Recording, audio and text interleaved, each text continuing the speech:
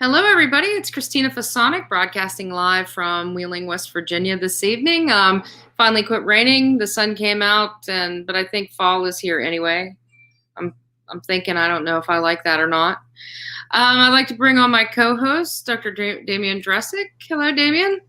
Good evening, Christina. How are you tonight in Wheeling, West Virginia? I am fine. How are you in Prospect, Pennsylvania? Well, I would like to let I assume you are well. Let's not get carried away, Christina. But I do have electric light illuminating this very room. You can look around right here. Look at electric light everywhere. It's a big change from last week when we were dark, cold, and freezing. Yes, that's right. Sweltering. There's no air. Sweltering. Sweltering, yes. Well, in any case, it was unpleasant. Yes. So, well, I'm glad you're back this week, and we have a new reader tonight. Would you like to introduce him? Yes, I would very much. Tonight, we've got Thaddeus Rutkowski, who grew up in central Pennsylvania and is a graduate of Cornell University and the Johns Hopkins University. Thaddeus is the author of Tricks of Light, Border Crossings, Guess and Check, Violent Outbursts, Haywire, Tetched, and his first novel was Roughhouse. Guess and Check won the Bronze Award for Multicultural Fiction from the Electronic Literature. Haywire won the Members' Choice Award given by the Asian American Writers Workshop. And Thaddeus is, in my opinion, one of the most gifted party crashers that I've ever met. We actually met at a party. We both crashed. Well, that's how we met. That's right. We met at an AWP party in, I think, Denver. Invited. Those are the best kinds of parties to go to, the ones that you crashed. You don't have to bring anything. Hey, and how many people do you keep in touch with from a party? Not too many. That's true. And I appreciate your generosity of spirit, Thaddeus, in keeping in touch with me. No, the feeling's mutual. The feeling is mutual. Glad to have met you. Well, thanks for coming on tonight. Yes. Yeah, you're welcome. I'm glad to be here. Well, Damien, thanks for let you read. Okay? Okay, sure.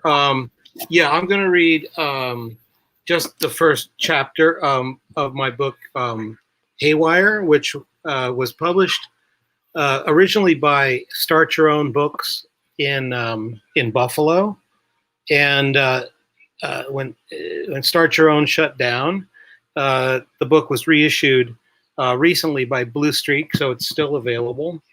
And I just want to say, Damien asked me to read something set in Northern Appalachia, so I will do that. And this chapter, each chapter is like a standalone story, and the first one is called In Cars. My brother and sister and I were riding in the car while our father drove. He was quiet, but the dashboard radio wasn't on.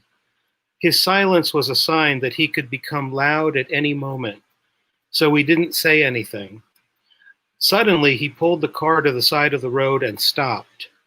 We were on a dirt shoulder next to a pasture that sloped upward. He pointed at the hill and said, "Look at those."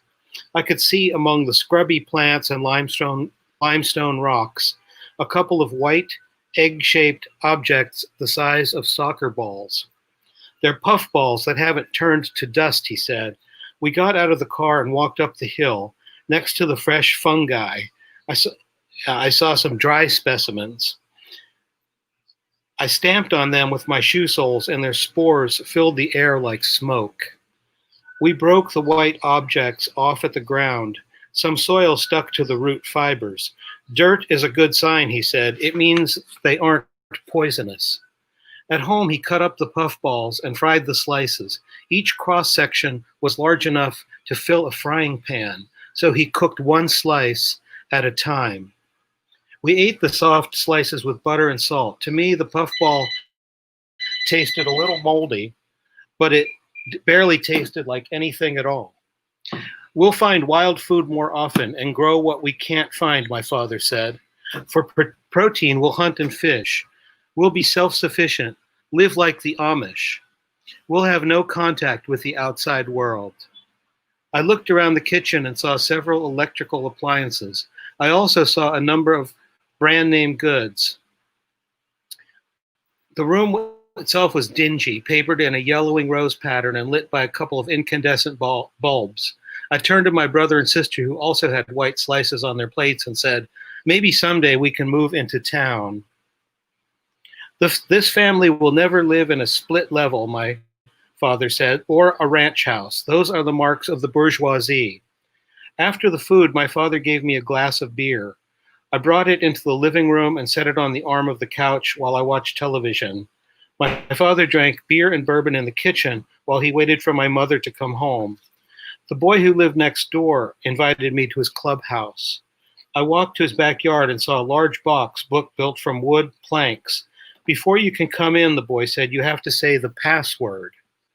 "I don't know it," I said. "Yes, you do," he said. "It's easy." "It's not easy for me," I said. "That's the word," he said. "It's easy." "Oh," I said, "easy." "That's what I said." Inside the clubhouse, we couldn't stand up, but we could sit on benches. There was a square hole in a wall with a sheet of plastic over it that served as a window. "Club members have nicknames," the boy said. "Mine is Pork Chop because it sounds like Porter, my last name. Yours will be T-Bone because your first name starts with T." I looked at a book while Pork Chop boiled water and made coffee. The book was called Sonic Slave. In it, a female secret agent was captured and placed on a conveyor belt. The moving rubber strip carried her toward a laser beam. The beam was aimed at a sensitive part of her body. In the future, I understood laser beams would replace buzzsaws as the most dastardly killing devices. Pork Chop gave me a paper cup filled with black coffee, and I took some sips.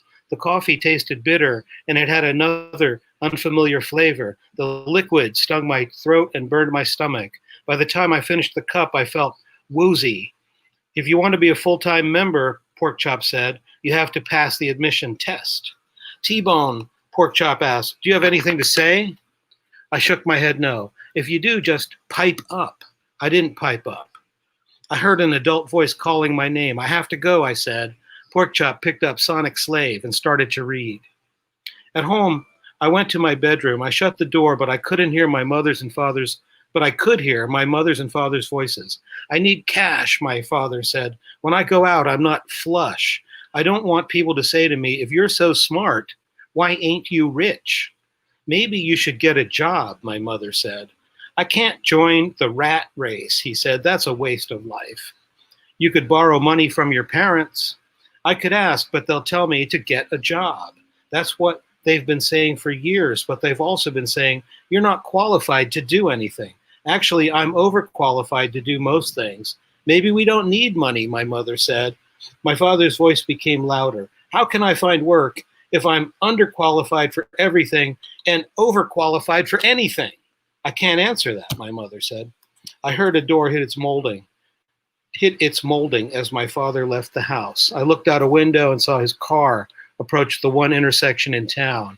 His turn signal indicated he was heading for the hotel bar. I didn't know why he couldn't just walk there. The bar was only about 100 yards away. During the night, I imagined that I was traveling by car. After a time, the car stopped on an incline, on a dirt road in a field. I saw a shack with a glass window, and I saw a child's hand hitting the window from inside. I knew the door was locked, and the child was trying to escape. I also knew that if I opened the door, a wild animal, not the child, would burst out. I got out of the car and walked across the field, but I didn't open the wooden door. I thought I could call the authorities and have them rescue the child, but I had no phone, and I was in the country where there were no phones. I couldn't make a call. The child would have to stay. And that's it. Thank you for listening.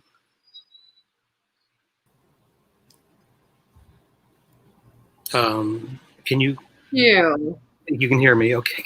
Yes. No, that was wonderful. I really love that The easy password part. I really got a giggle out of that. It's a very cool story. Oh, thanks. Thank you. Yeah, I like the work a lot. It's like the Mosquito Coast of northern Appalachia. Okay. We have mosquitoes there. Yes, yeah. Well, the novel Mosquito Coast, where we got the crazy father who wants to go back to the land and refuses to fit in with society, and I can, this idea of split levels and ranch houses are the mark of the bourgeoisie. Yes, exactly. And my father was not one of them. He was kind of he wanted to live on his own. Away from society, and he didn't quite succeed, but he tried to live independently, self-sufficiently, grow his own food, and hunt and fish, live simply. But I think that's impossible to do totally,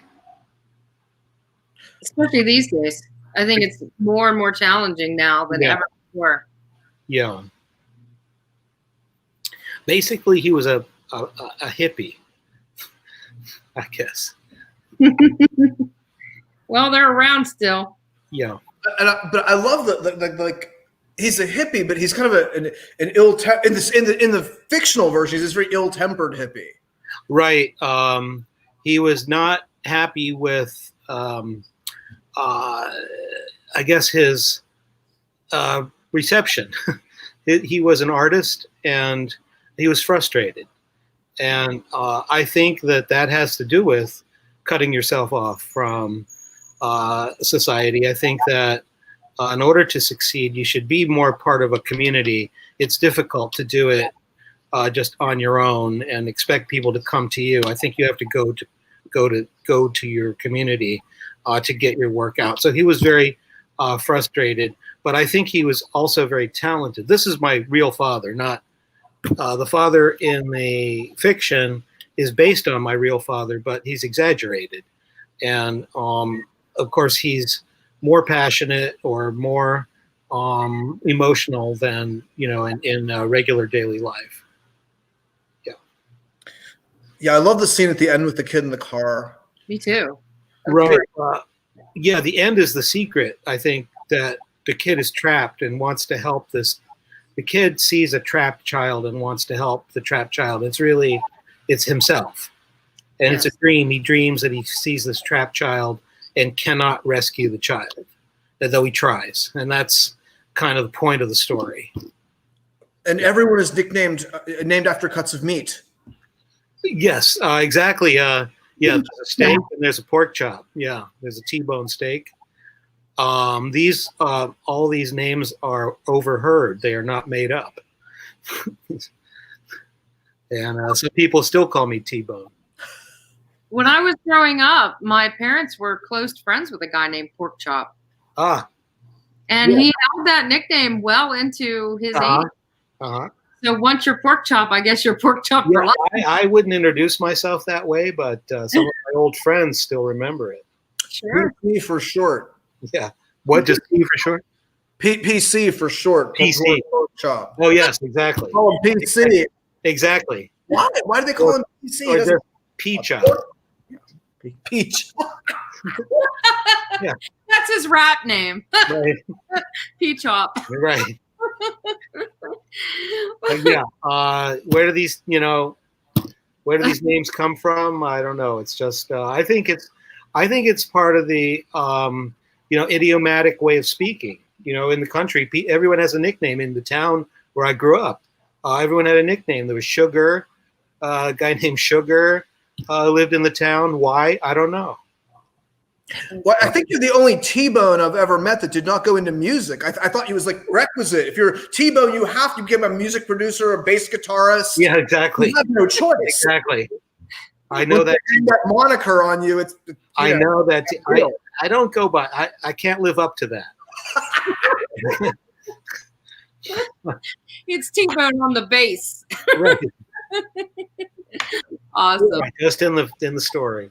Thaddeus, thank you so much for coming on tonight and reading a wonderful piece of work for us. And I look forward to the conference on the 12th. Yes, thank you for remembering. Yeah, I signed up. Cool. Hope to read in the open then again, in the open reading on the Saturday afternoon. Awesome. That's awesome. That's awesome. What's that? That is awesome. We are super excited. We've got wonderful people. Great. Really been generous with their time. Okay, I look forward to it. Yeah, thanks for having me. Thank you. See you, everybody. See you next week. Bye. Have a great night, y'all. Thanks, Thaddeus. Thanks.